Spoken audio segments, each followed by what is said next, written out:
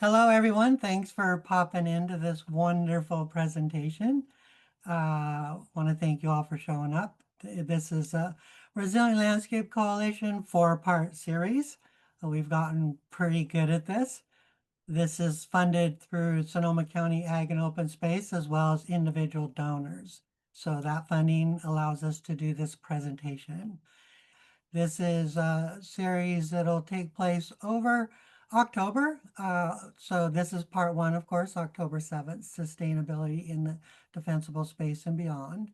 And then on October 14th, watch for the next presentation, which will be Defensible Space Zones and Code Requirements. And part three, October 21st, Firewise Design within the Defensible Space Zone and part for October 28, Maintenance in the Defensible Space Zone. Each workshop will be accompanied by myself. I'll be kind of the host, Roberta McIntyre, and I'm the president of Fire Safe Sonoma and one of the collaborators of the Resilient Landscape Coalition.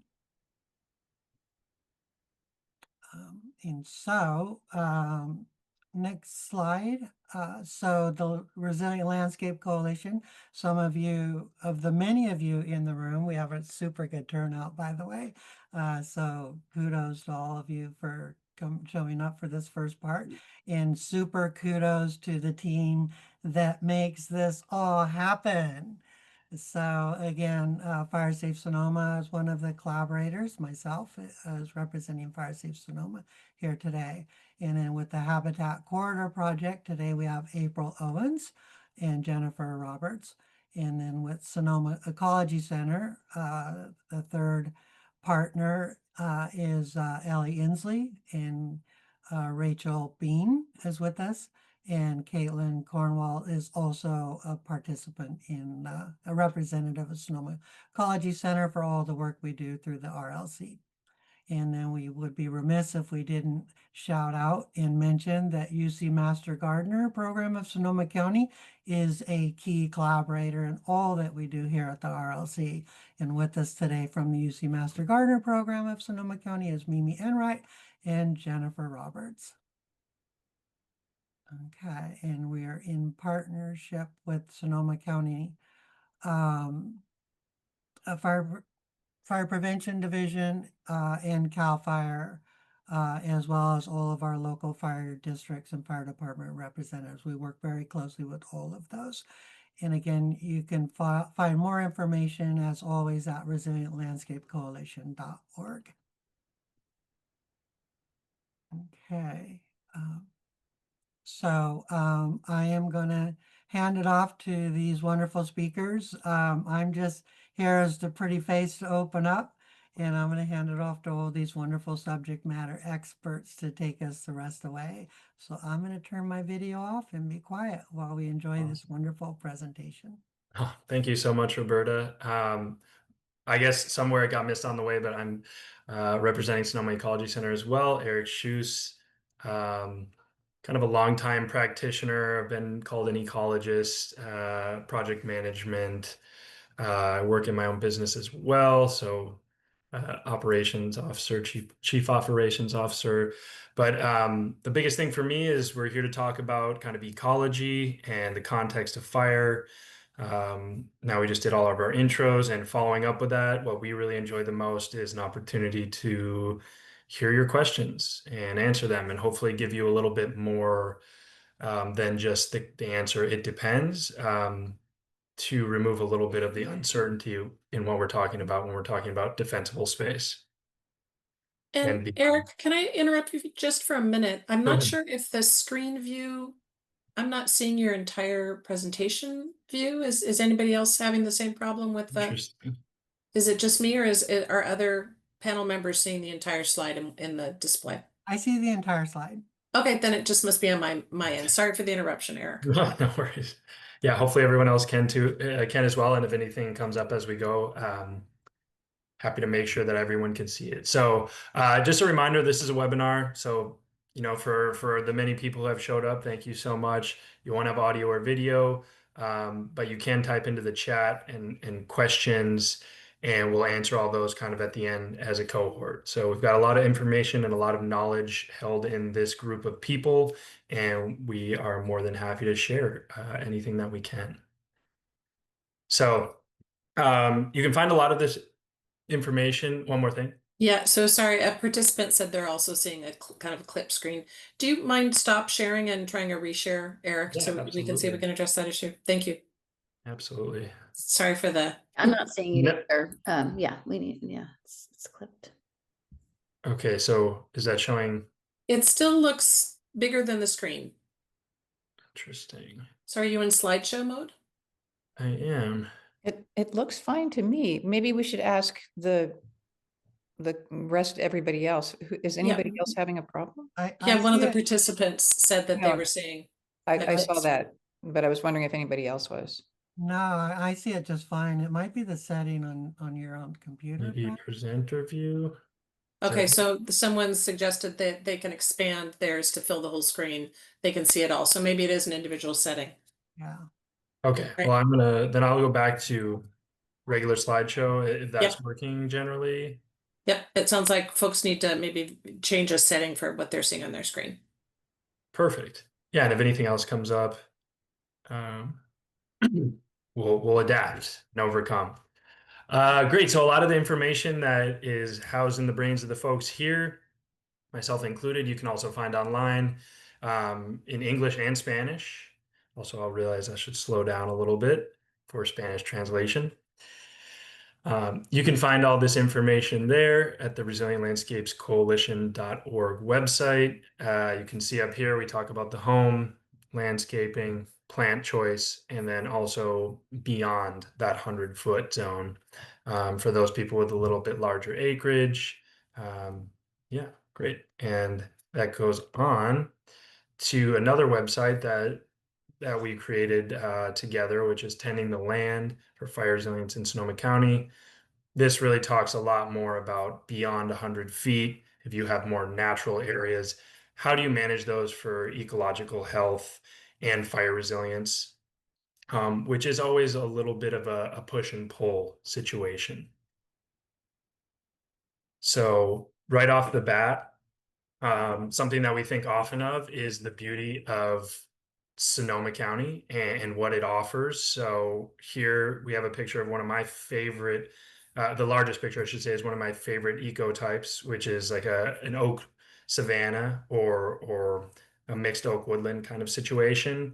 You have these really large trees, and underneath you have these really healthy native grasses, sometimes mixed with non-natives, but naturalized grasses. And a big aspect of all this, to the right, you can see chaparral, and to the bottom, redwoods. A big aspect of all this is fire and kind of learning how to live with fire. So how do we keep this beauty and keep it healthy and not lose, really a main focus is not losing our mature trees in our canopy. But yeah, I think we have a really great opportunity living here in Sonoma County. And that expands also a little bit to the east. We have Napa and Marin, which are similar in their kind of fire issues and situations. So just to get everyone on the same page, a lot of what we talk about, we might hear this word often, WUI or wildland urban interface. This is just a nice picture to show the continuum of this area. So all the way on the left, we have wildlands. This is areas that are relatively there's no structures there. People aren't really using them. They're very untouched generally, all the way to the right where you have like a downtown of a city. If there's nature, or well, I actually consider it all nature, but if there's plants, they're oftentimes planted and it's a little bit more proctored or managed. And I'm sure a lot of people that are tuning in today are somewhere kind of in the middle, maybe between suburban and rural. Maybe you have acreage, or maybe you're just trying to figure out what to do with a plot that you have that's a little more in the city, but you still have to take on the fact that we live with wildfire. So this is becoming more and more of a topic at hand. Living in the wildland urban interface has increased drastically in the last 30 years. Also we've seen fires increasing in their severity, as well as I believe they're actual numbers as well, at least in severity. And unfortunately, where we've moved into in the wild and urban interface is where there's been historic fires. And so trying to navigate the fact that the land wants to burn at a regular interval, but it's also in the places we're living now, means we have to kind of take different approaches. And we do believe that that can be overcome, and we can still not create a complete moonscape and retain the health of the land with native plants and in the right composition. So just to further speak to this, you can see all the fires basically 80 years before 2014. Compared to the next map, I'll show you relatively small. The darker the color, the larger the acreage that they covered. So a lot of them are smaller, outside of city areas, and weren't especially a problem for the inhabitants. And then we see in 5 years, from 2015 to 2020, we had basically a similar coverage in far fewer fires that just ripped through these areas. And a lot of you probably lived in the area, you know, they were really intense. A lot of homes burned. They were out of control. And so there was a lot of fear and it was very scary, right? There's a lot of trauma associated with that. So how do we get back to something a little more akin to what was happening in the past, where there are fires, as there will always be, but they're a little bit smaller, easier to control and manage, and away from this type of fire where it's a wildfire, right? It's out of control, and we don't have as much say in how to manage it. In conjunction with these larger fires, you can also see maps where there's higher risk. Oftentimes, if you're in a higher risk area, you can get funding to do more work. And the ultimate that I wanted to speak to with the fact that they've been out of control is the control and healing the landscape really comes from working in small areas around the house and moving out from there. And so we do have a lot of power to make change. I just really want to emphasize that. So prioritization is really important. It's always important to assess your risks, starting locally, thinking about your landscapes, your neighborhoods, obviously your personal property, and then generally, do you live on like a hill? Or are you living in a wide open area? There's not much around you. The neighbors might be like, you know, hundreds of feet away. All of this really matters, and it's important to think about, well, what risks do I have? And then when you make decisions, what are you willing to shift and what aren't you? Again, talking about living with fire, California is always trying to lead the way with regulation, which is really important. I think regulation is great, and there's more and more coming out, especially around Zone 0 you might have heard of. If people have questions on that, we could discuss a little bit more at the end. But it's important to know that there is regulation mandating that we take care of defensible space. In 2005, it was expanded to 100 feet. They described the wild and urban interface and created building standards for it in the 2000s as well. And the one we don't have on here, in 2020, they added Zone 0, but now this year they've started to actually create rules and regulations around what can be in Zone 0, not just that it exists. There's more links on here that can be shared if need be. And so what are we trying to create? This is a great example of one of our panel members' houses, I believe, actually. In this space, you have a very fire resilient area. You've got discontinuity through these pathways where fire can't go across the ground directly to the home. And you still have these beautiful plants, creating habitat, biodiversity, and also holding water in the soil, in their leaves, etc. So a really beautiful and healthy landscape, and we think you can kind of have that all while it's still being fire resilient. So some of the words I've been throwing around: ecology, we're also sustainability is in the title. has to do with taking care of all of our neighbors. And I think a big aspect of that is that nature doesn't start a mile away from our house. It doesn't start out in the forest. Nature starts right near the home. And we have an opportunity to create biodiversity and create opportunities for our little neighbors, whether it's like a vireo or a sparrow. You have a butterfly here.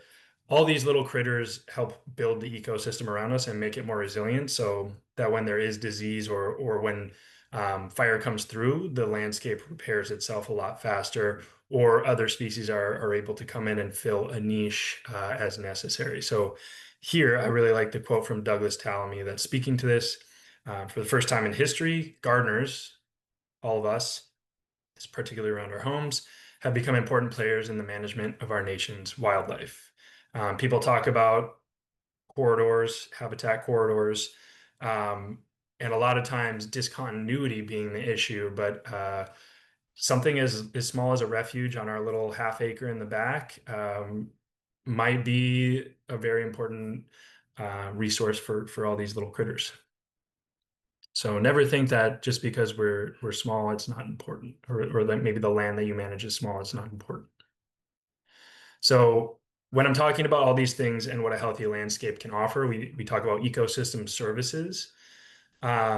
These are things that are measurable, but sometimes they're kind of the it factor.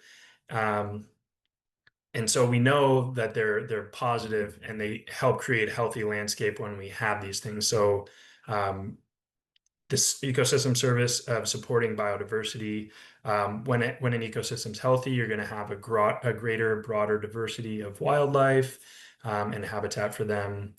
You're going to have shade. Some people might think of trees as kind of a danger near the home, but done in the right way, they can also be like nature's air conditioning.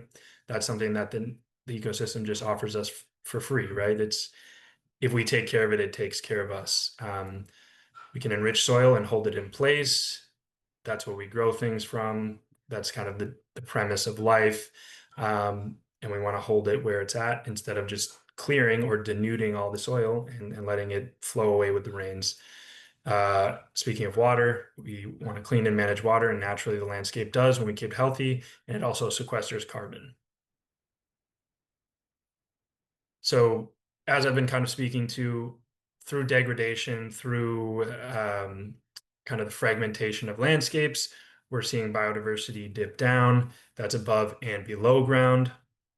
And so we really want to make sure that we're keeping the soils healthy as well. And a big part of that is using native plants, keeping our soils in place, and managing the land well, or stewarding the land well. Love our insects. So some tips for this: how do you actually support everything we're talking about? Native species. We're not purists. We know like sometimes people have favorite plants that may not be native, or may not be in this area of California. And so, you don't have to get rid of your favorite shrubs or trees that have been growing for a long time, especially.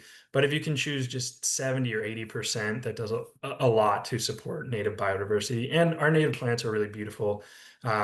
Later in the series, we'll talk a little bit more about plant selection and opportunities with that. We highly recommend check out Calscape. It'll tell you what natives grow in your area, how they grow, how much water they need, how much sunlight they need, what kind of soils are best for them. And it's really fun to just peruse through the website. When you plant, we really recommend planting in islands, as you saw at the house earlier in the slideshow, which was Ellie's place.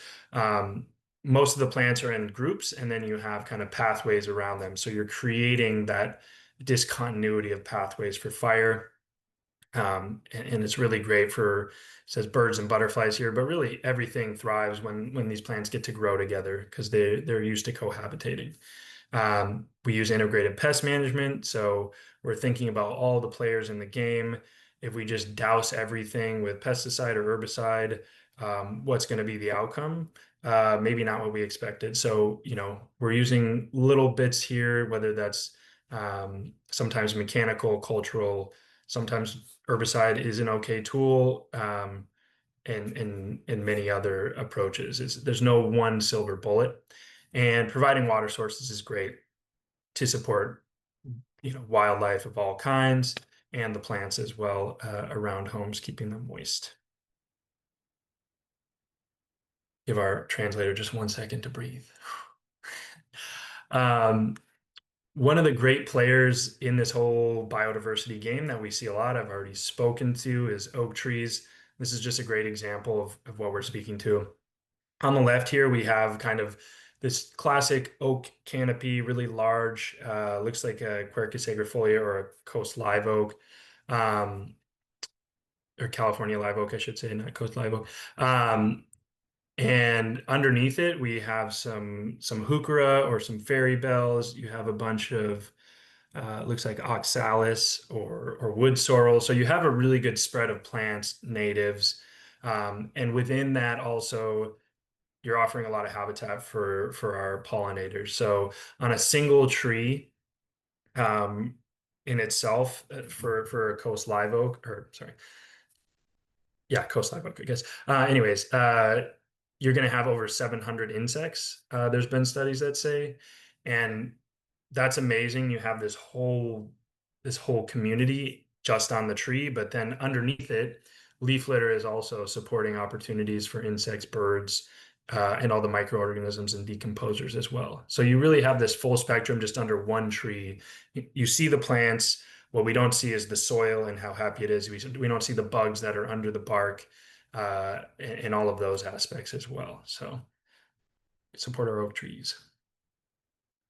Oh, one thing here too is with chickadees here on the right, throughout the rearing of their children, I think I can't see my notes because of the way that I have to present this, but basically they, over the lifetime of their birds, their chicklets, rearing, have to feed them hundreds of caterpillars and or worms, and many of those live right here on the oak. So not only is it thinking of like, well, yeah, protecting the insects is important, but you're directly seeing like, oh, well, if I protect this particular tree, it has these insects that these birds eat, and that is that chick going from a baby chick to a full adult. And I just kind of like that whole storyline.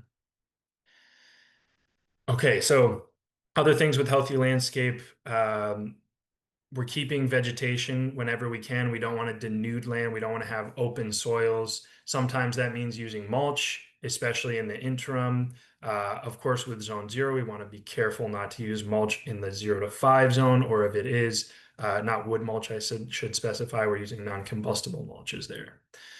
What does it do? It's going to hold the soil, especially for vegetation, the roots. Our native grasses can have really deep root structures, so that's a lot of carbon. That's holding water, that's letting water infiltrate down into the soil and stay there deeper into the summer. Really fantastic. And also on the top, when we have organic material sitting at the top of the soil, the sun isn't beating directly on the soil. You're having less transpiration of water out into the air. So covered soils are great for that reason. And then also, I'm sure most people have heard of broom, especially French broom, yellow star thistle, a lot of these kind of Rubus armeniacus, or blackberry, Himalayan blackberry. A lot of these things kind of come in when the soil is disturbed and open. And so if we can keep those soils covered and keep whether it's mulch or vegetation in place, we have a lot less of that, and it keeps our work a lot less to keep the landscape healthy. Just going on with the same, don't overclear, protects the soils, protects the water quality. If the soil is washing away, it's really bad for fish. And then you can see in the top left of this picture, it looks like the same photo, but it's actually just another spot where there's an invasion of French broom. You can see the yellow flowers. And that's often what happens when we don't have any coverage. Great. What else are we doing? We're sequestering carbon. And why is that good? I think that's a big buzzword, carbon sequestration. Basically, that means we're holding more carbon longer term in the soil. So whether that's in root mass or whether that's in you know, like carbon actually, like if you do burn piles, things like that, there's a lot of different ways that we can hold the carbon. And a healthy ecosystem holds more carbon. We often think of above ground, like the tree itself, that is carbon, but the roots as well are actually holding a lot in place. This is a really complex picture. All of it is to say there's a cycle. The trees are bringing in the carbon from the air, and then it's being held down in the soil, basically. And some of it does come up as things die, but a lot more is held down as much as we can, not let the land burn intensely and not be denuded. We're going to have a better time with it. So when you're doing vegetation management, really important. That's okay. Cutting things, removing, planting new things. We just want to be really conscientious. First and foremost, when you cut, a lot of times if you're cutting things, you prefer to do it when all the plants are at rest anyways, and that's during the winter. And then secondly, we don't want to hurt other members of our ecosystem. So birds nesting season, February to August, and sometimes even January to September. If you're talking about northern spotted owls, it's really important just to think of all these entities within the ecosystem, and play in line with the natural timing of things. Then you also will have, you plant in the winter, things are going to grow better. And if you trim in the winter, things that are already alive are going to respond a lot better. Ultimately, the goal, right, is we don't want a moonscape. We don't want to cut everything out.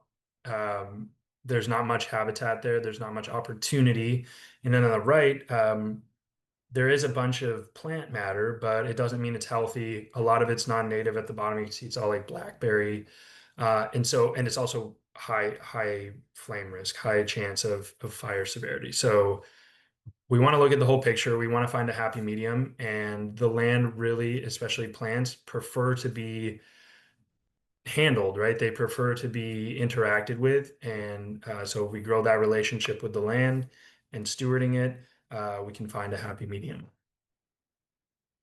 Look at those. That's one of our little friends, the charismatic megafauna that is the Cordones or California quail. And oftentimes they are living in our backyards. Okay. So I'm going to stop share, and then we can open up for Q&A. Happy to answer any questions that people might have. All right. Thank you so much, Eric. And so far we have one question. They say we have foxes, skunks, raccoons, coyotes, and mountain lions. I'm always concerned about having a water source to draw them to the property, especially at the end of the summer. Any suggestions? So April, I was wondering if you might want to jump in, talk about incorporating in water into our landscapes that can help support Yeah, I'm the happy to animals. talk about that. You know, there's all kinds of ways that you could do that. You could have an actual fountain with a basin, kind of, we create a lot of, like, we call them habitat fountains, but like a boulder that you could pick out from a local materials place with different levels of, you know, little thin water for bees and a little bit of depth for birds. We have clients that use these fountains to give water to their deer, even though they're destroying eating everything in the landscape, but we still love our deer.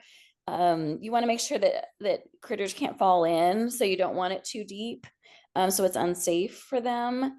And be ready for the skunks and everybody. So when you walk out at night, I would, you know, make sure that you either keep it far from your house or give some warning when you go out, because in the evening and nighttime is really when the critters come around. And so you don't want to surprise a mountain lion having a little drink at your fountain, or a skunk. We just met with a client last week in Bodega, and they were talking about how they had this beautiful, they have this wonderful pond in their backyard, but they have a big grouping of trees, and they've had mountain lions back there breeding and having babies like within 100 feet of their house. So pretty amazing to see what kind of wildlife's out there. But you could also just do passive, like just have a basin of water, which is what I do. And I just keep it cleaned out. Every couple days, I just clean it out and make sure that there's plenty of water for them. So you don't have to go all out and get a fountain. You can just keep some water around your property. I like to use a shallow basin, like the kinds that you would put underneath a potted plant to protect the deck, and then put a series of small stones or glass pieces that are rounded, and then fill that with water. So the butterflies and bees have a place to land and drink, and it's very small and contained. And I find that when they're too excitable, the fountains, the birds don't really like them. So think about that when you're putting in a fountain, because a lot of people want them to be really noisy, but that seems to kind of chase off the wildlife as well. But that's a great tip, Jen, for the different levels they can get in and out. All right, next question. What is the effect of loose cats free ranging on bird population? Not my area of expertise. Anybody have any? We certainly know that they're a major impact on bird populations. Anybody else have any? Eric has cats. I could speak to that. And Ellie? Yeah, cat owner. I guilty. They are known to be the most destructive of all possible things. I've read, I haven't looked at it lately, but they kill something like 2 billion birds a year. So it's really highly recommended to keep cats inside. I have a property where I have rats and mice in my barn, and I do have a barn cat. So I'm not pretending to be holier than thou. But yeah, that's I think that person wanted to bring that up specifically so that we would say that. And especially in the springtime when the fledglings are so vulnerable, if that's the most important time to keep your cat inside so that the fledglings have a chance to survive. And whoever wrote that, they might want to add a few things in there if they have something that they want to, that we missed saying. It's second after buildings. April, did you want to add? No, I think that was perfect, Ellie. Yeah, I'm a cat lover, and I've tried to keep my cats in as much as I can because they are so destructive, and it's just their nature to bring new things. So I've been able to save a lot of birds. There's the wild bird rescue that you can take birds to as well. But it's a really hard situation, and we should try to use catios in any way we can. Right. Safer for the cats too. I mean, Yeah. Cats get killed, and the indoor cats live longer than outdoor cats, and so if you can try to find a way to keep them indoors or build a catio, it's just better for everybody involved. Good point. And a participant suggests that they have had good luck with belling the cat or putting a bell on their collar. So that gives the birds a second chance to get away. Okay. Nice. Next question, also about birds. This person says, I saw a small bird, maybe a junco, taking a fine dirt bath in a site I had dug up. Why do they do this? Is this an alternative to water? So I could speak a little to that, but if other people have specific answers. So they do it for pest control, like mites and things. They definitely remove some of the mites. So it is helpful, but it doesn't replace water necessarily. They still need water for, to drink and exist. Although they like to wash in water sometimes, it's often for different purposes. It's more refreshing rather than the removal of pests necessarily. Go ahead. And that's just one reminder. I don't know that we spoke about it in this piece of the talk, but to leave some ground uncovered from mulching, not to be crazy about mulching everywhere, because a lot of habitat happens in bare ground. So it's just another reminder that you want to have those kind of spaces in your landscape. Exactly. Yeah. And it's just that balance. And that's something I didn't speak super well to is there's always both sides, like far sides of the spectrum, and it's like you want diversity in your landscape, even if that's just a quarter acre or whatever it is. Sometimes it's okay to have a little bit of open soil. We just don't want to go buck wild, and we don't want to have all one plant. We want to have a diversity of them as well. Great. Thanks for that question, Chris. All right. And Jim is asking, Eric, did you say that herbicides are okay to use in some situations? And if so, what would those situations be? Great. Mimi wanted to answer this, I think, so I'm gonna let her take the charge on that, and I'm here for support. Well, I didn't realize I was putting my hand up, but I'm happy to, Eric, and I can turn to you with your more direct experience in landscape management, larger scale landscape management. So,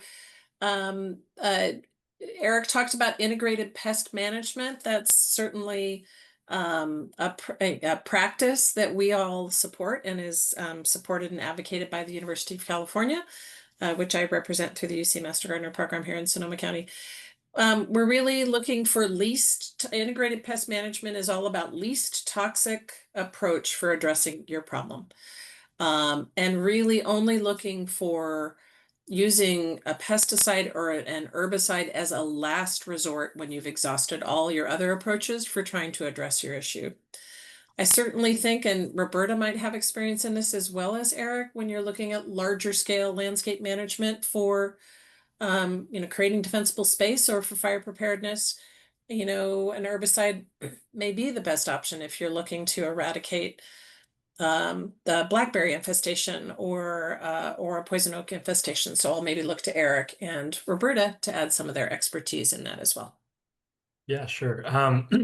So certainly like something that herbicide offers, especially if you have limited resource and say you have a huge broom infestation, the ideal is you pull it by hand and the landscape responds better and you have many years to do that. But when we're talking about millions of acres, there are opportunities where you can expand the usefulness of a smaller crew to cover a lot more area to remove broom per se. And a lot of times then people would follow with mastication. Of course, like we said, the ideal, you can pull it by hand, but that's not always the reality. And then the other side of that is, as Mimi's, there's a few different things I want to say, but one other thing is Mimi was speaking to the least toxic approach. So I think people think when they hear herbicide often, dumping a ton of herbicide out there. But what you really see is actually the most beneficial is using small proportions, like a 5% or less mix. I did quite a bit of herbicide in Washington, and that's coming from someone who didn't like herbicide at all before. I've kind of found its uses in some ways. But you use maybe a 1% mix on whatever it was that we were taking on at the time. A lot of times it's rhizomatous plants that if you leave a part of the root in there, they're going to regrow. And so you can tear up the soil and do a lot of damage with disturbance of the soil and not actually remove the invasive species. So you can spray directly, use very small amounts of herbicide, and have a lot more positive reaction basically by the landscape.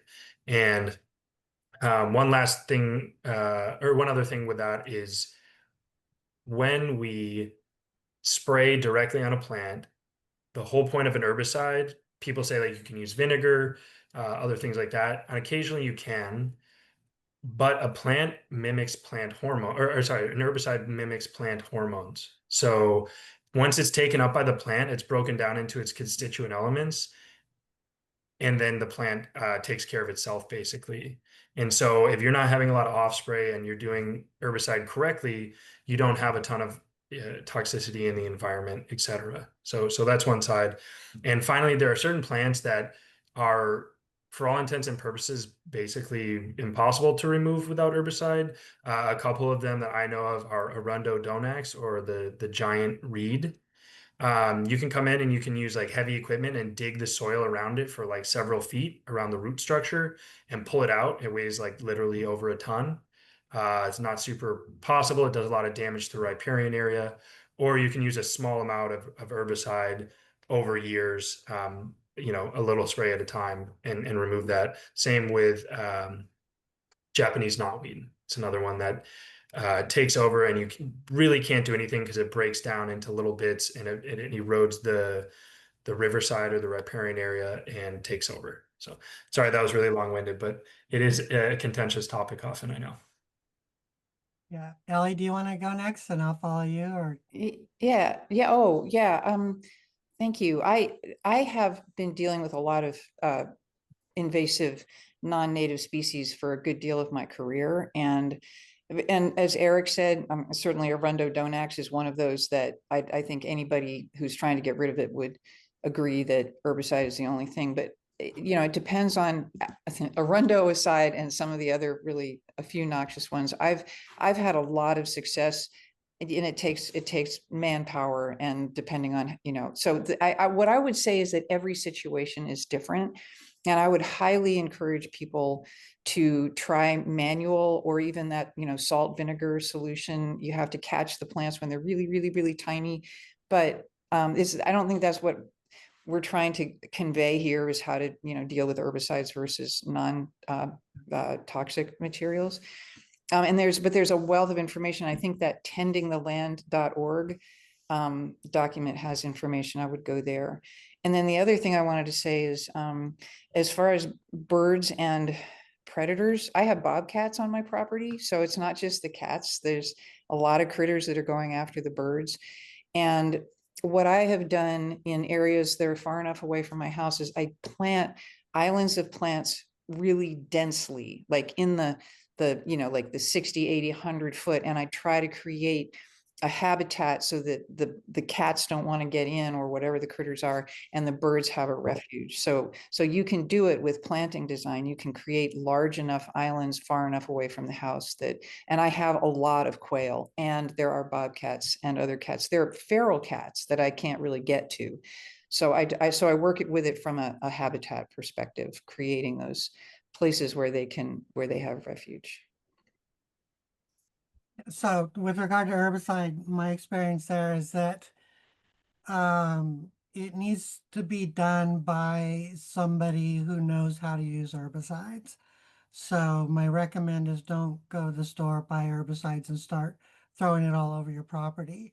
The other thing too, with regard to projects we've worked on or have been integrated with, the degree that herbicide is applied, it's at the surgical level, where the licensed applicator is literally painting it on with a paintbrush.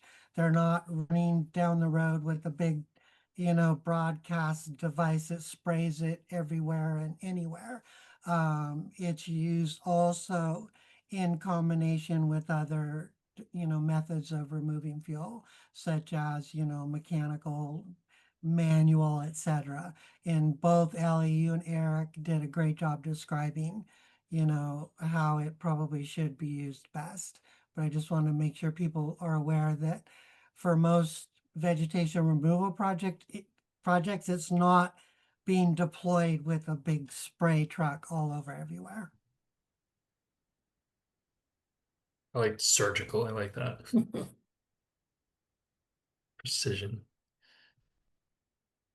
So somewhat related to that, someone's asking about using old cotton clothing as a weed block, or we also talk about sheet mulching. So if you have a smaller scale situation where you're trying to eradicate weeds or invasives, you can come in, covering it with cardboard, maybe first compost, then cardboard, and then mulch of some kind on top. This person's asking about using old cotton clothing for French broom and weighing it down with heavy wood rounds or rocks. Any notes on that?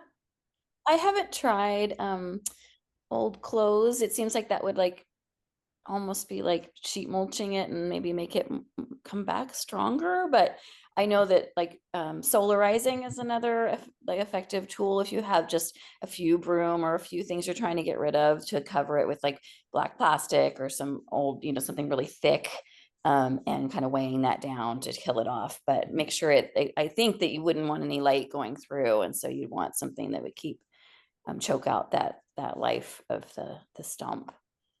And with solarizing, I think you can actually use clear plastic as well, because it's the heat. Yeah, I've just seen it break down really quick, but that's just but yeah, you can use clear as well. Absolutely. Yeah. So either way, making sure you have actually like thick Something thick plastic. that's not going to Exactly. become a big problem. Yeah.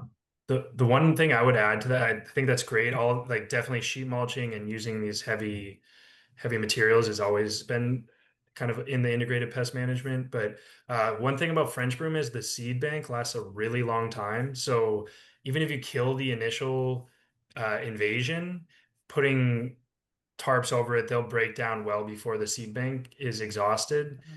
So, you might have an open space for a while, but they last in some studies say 40 years, some say 100. So expect that at some point your barrier will break, even if you have soil on top of it, and that it'll come back. That's all. I guess, yeah, it was just for like specific plants. Yeah, I totally get you, Eric, because it is true that we've lost the battle with broom many times on sites, which is really challenging. It hurts. It hurts the soul. Hurts. Ellie, do you want to add? Well, yeah, I don't want to leave a discouraging sense about, removing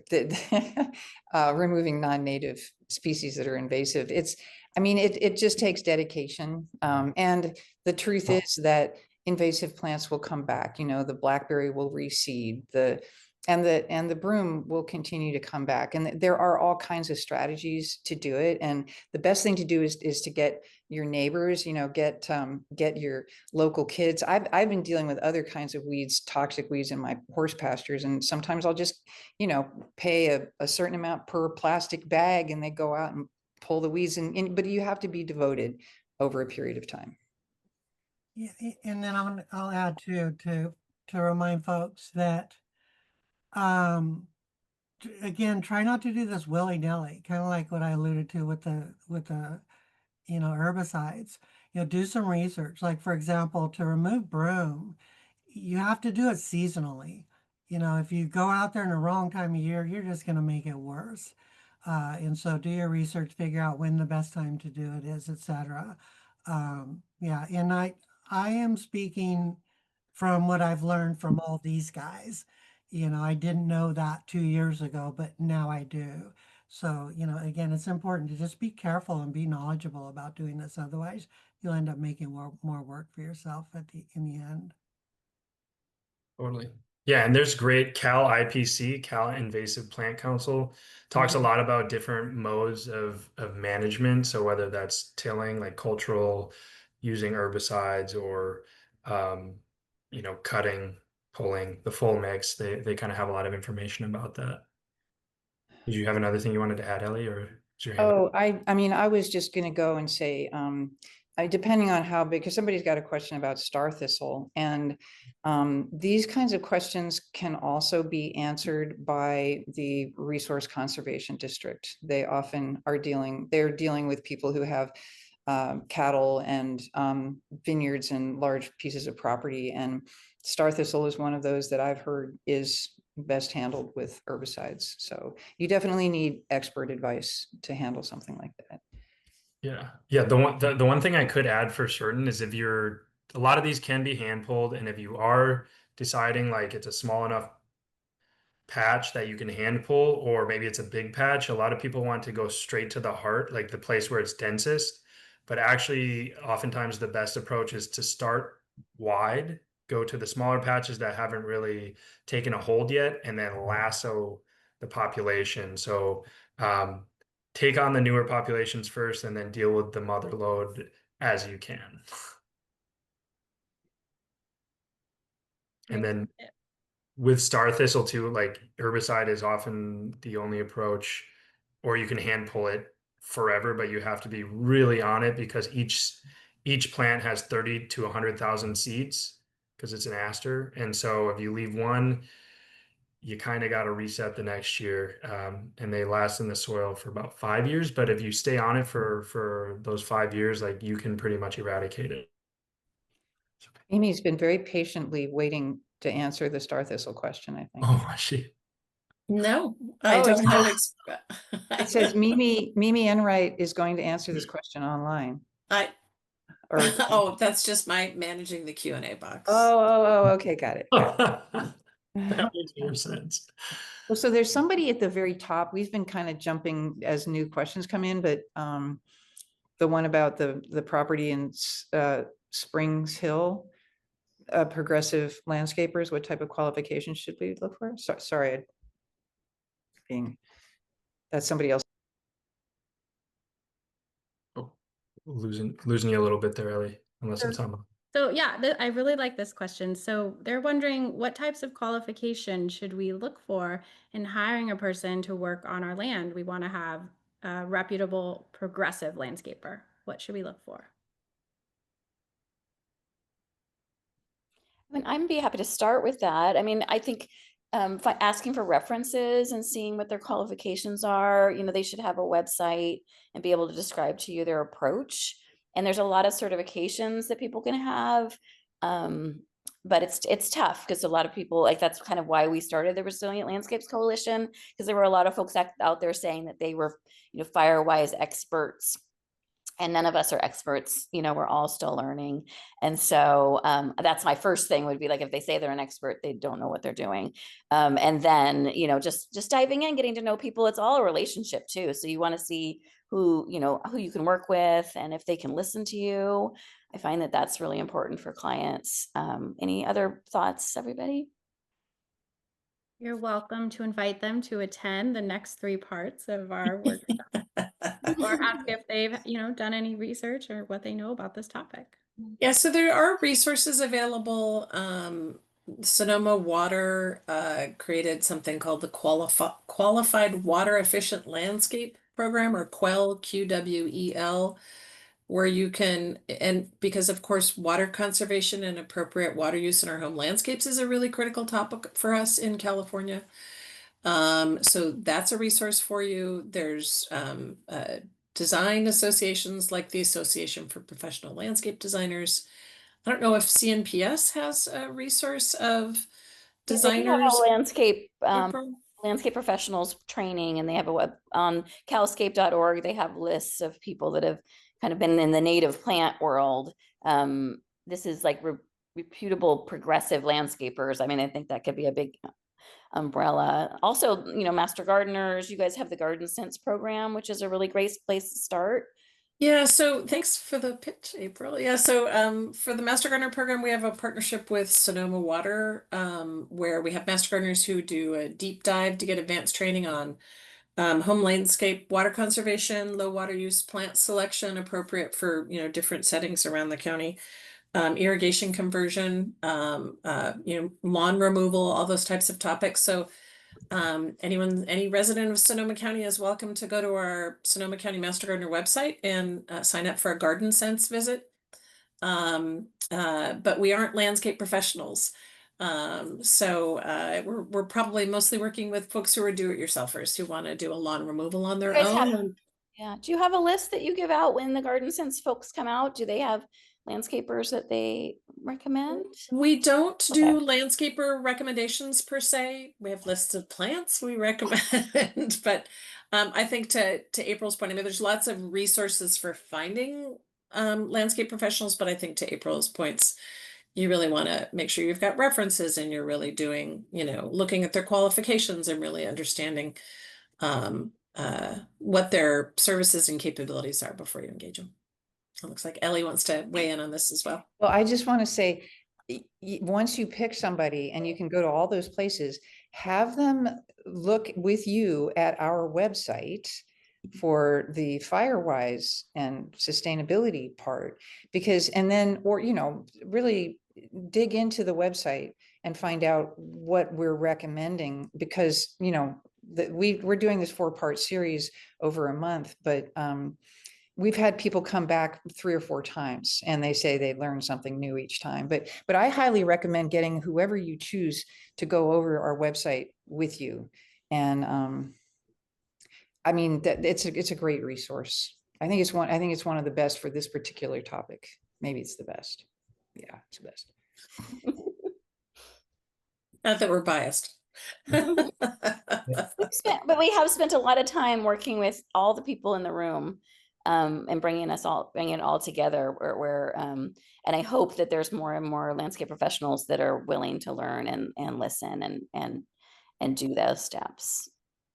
with We're actually doing a competition at the Occidental Community Center. And so as the competition is meant to be both fire-wise and sustainable and so on, and it's encouraging people in this business to actually engage with this topic. But it's taking time. It's a long process. I think it's one of those things where you're changing the whole paradigm of landscape, and it does take time.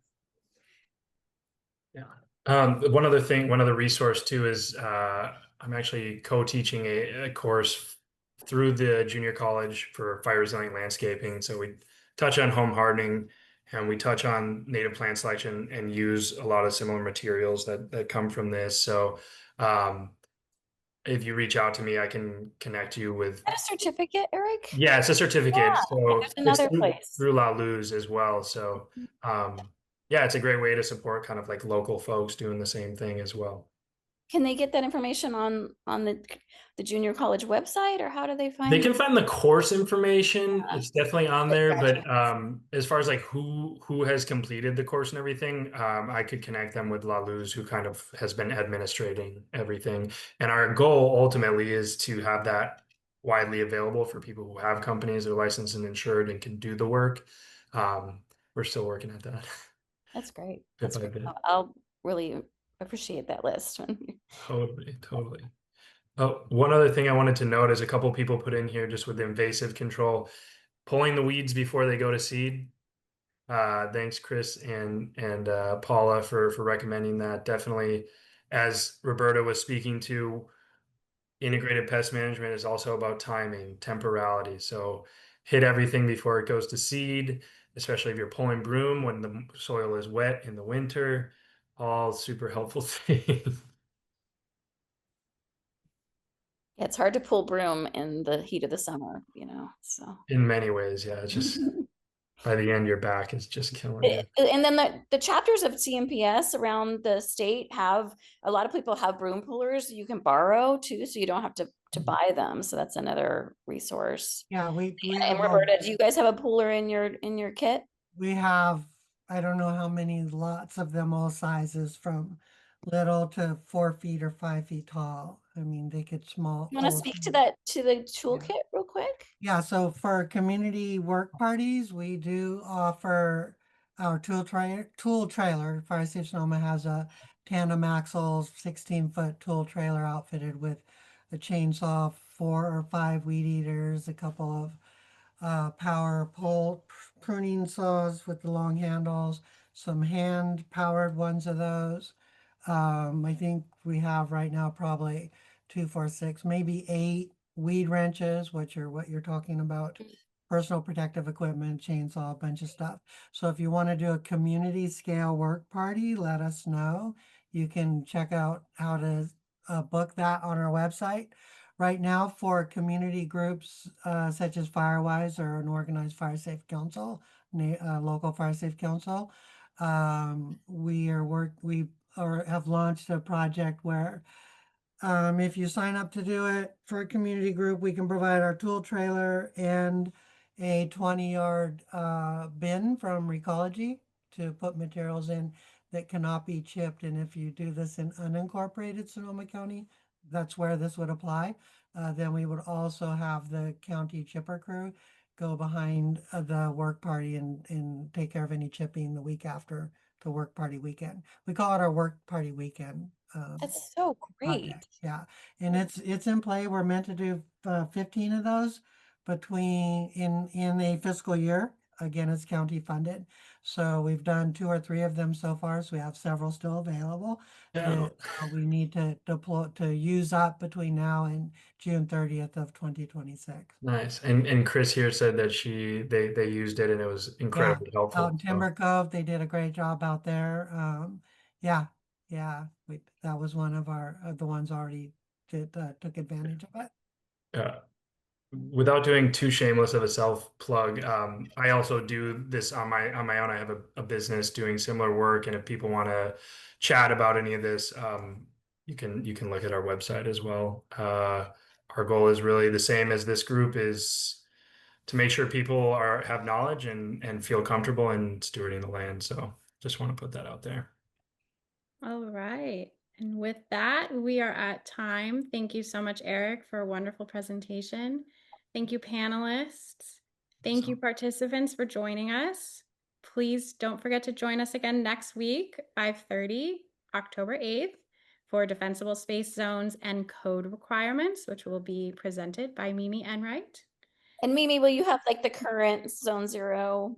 Sure. But I want to just clarify. I think it's October 14th, right? Because today's Yeah, October 14th. 7th. Oh, I'm looking at the wrong Yeah.